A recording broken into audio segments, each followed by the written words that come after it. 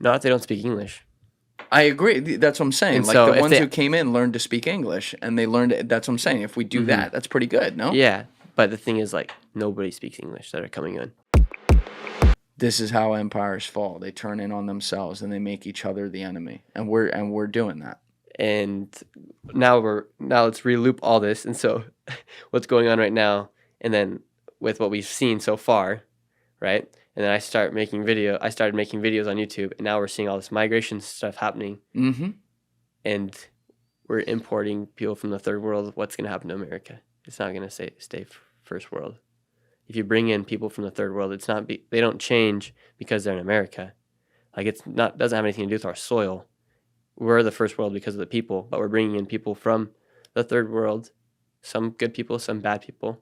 We're eventually not going to be the same country. Now, are you saying that because we're letting in so many at the same time, and because we're talking about the illegal migration right now, because we can't vet some of the ones who are actually bad, there will be enough bad people that come in that they maintain the third world as opposed to the, say, good ones that are coming in that want to be a part of it?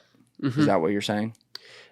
Yes, because what's going to happen is you're bringing in all these people, and when I lived in Chile, I saw this as well. So you bring in all these other migrants. The migrants, like, there are some that are really great people. Like, when I lived in Chile, like, I met so many great migrants, and that's why I came here to the United States. That's why when I came back to the United States, I started making videos to show like what's actually going on. If you watch some of my earlier videos, I'm really compassionate. Like, in one video, I even cry for the migrants because it's like so crazy what's happening to some of these people. What's that video? It's called, like, I discovered a secret hidden migrant encampment. Can we pull that up? I'd love to see this if you remember where that was. But go ahead, continue. But what happens is the people come over and they don't acclimate to change their culture. Like, in Chile, the people would come there, they wouldn't change their culture, and instead they would, like, enforce their culture upon the people. And so by bringing these people, you're not going to be like, oh, okay, now let's become patriots. Like, let's stand for what America stands for. No, they're still going to stand for what they're standing for, because if you speak to anybody from a different country, like, even if they hate their country, they have so much pride for their country. Yeah, but do you think there's a mix? Because, like, in America, obviously, like, we are a melting pot, right? And we had a lot of good legal immigration. Well, it was mostly legal during the 1800s and into the 1900s, where people came from all these different cultures, and many of them maintained pieces of their culture from home, which is why we have restaurants from all different, types of communities to this day that are now run by, whether it be Italian Americans, Irish Americans, German Americans, whatever it is.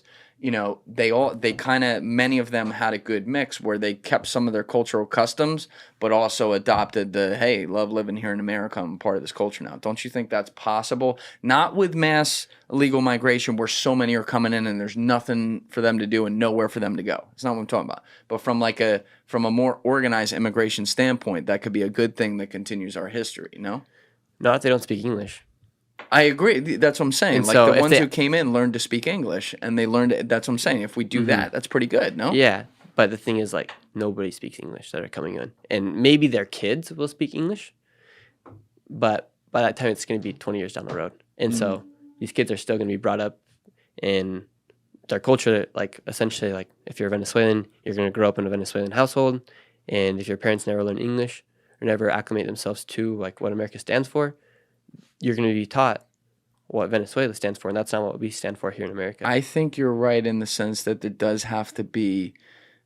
I mean, if you're coming here, you should want to be a part of that. You should want to acclimate yourself to the culture. You should want to learn it. When I lived in Italy, I learned how to speak the language. I loved it. When you lived in fucking Chile, you learned how to speak the language. Yeah, you obviously loved it. You eat what they eat, and you start to become what they become because you respect them. But what we're seeing is that complete opposite is they're coming, and they are not learning the language. If you talk to anybody at the border, like, they don't speak. Very few of them speak any English. Well, that's when they first get here, in all fairness. But you'd think, like, when you'd come, like, I would never go to another country and not have a little bit of that language down. Like, when I went to Chile, I still, like, I had to go through a rigorous training for, like, 6 weeks to learn as much Spanish as I could. And then, like, I could acclimate myself. But, like, these people, they don't know anything about English. The grand majority of them don't. And did you use the internet to do that? No, I had, like, some books, and I had, like, a course that I took, like, with the church before. Fair enough. And so, like, these people are just getting dropped off, and then they're getting sent off to places, and the places where they're getting sent off to, it's usually just a big group of, whether it be Venezuelans or Haitians, they're still in it's their a groups. problem. And so it's like, the thing with me learning a whole nother language is I learned it so fast because I was acclimated and I was thrown into the Spanish language. And I was speaking every day with them, but these people are coming and they're starting their own like little groups in different places. If you go to a migrant shelter here in New York City, it's all usually, if you want, I think it's like Venezuelans or Colombians. And so they're not like mixing them with people that also speak English, Right, which because wouldn't they're make any keeping them sense. in. They're 'Cause keeping them in these there. overcrowded shelters. I'm glad you explained this because that I have a general agreement with what you're saying. There has when you're letting in so many, again, like it's illegally too. I understand they want to come here, and I think that's great. But like we gotta have a better system to do it. Number one, you're letting in some people who aren't good, right? Who then ruin it for the people who are good. And number two, you're setting up the people who come in because there's so many of them we can't control to fail because you then put them into these crowded little spaces with a fucking million people who are just from their culture, and that's where they stay, and then they don't become a part of, you know, the great parts of America. Yeah, like they're not going to intertwine. That's fair. Now, this is the video you were talking about? Yeah, this was filmed a couple months ago. And you said you got emotional in this video? Yeah. Because, do you remember where that was? It's right there. The United States, you guys. This is not in a third world country. So like, look how crazy this in looks. Southern California. This is in California. This is the current situation here. And honestly, like, it honestly makes me want to cry for these people. I just talked to these people over here. Like, they came all the way here. They came from El Salvador or whatever, right? Yeah, we can't, like, they can't be coming in here to the United States. They shouldn't be coming in here. It should be a closed border. But imagine traveling all by yourself, passing through Gardel, and this is the first thing you see when you get to the United States. Like honestly, it makes me sad. So there's so many people that have to go through this. And, like, being a citizen of the United States is such a blessing. And I hope, like, with these videos that I have done, people are honestly able to understand what people have to go through and they see the reality of what's going on. Because this is crazy. I don't care if you're Republican, Democrat, liberal, gay, lesbian, whatever you may be, no one deserves to have to live in this circumstance and come to a country hoping for a better life and this be what it is. They need to close the border because this is not right at all. I feel so bad. This is crazy.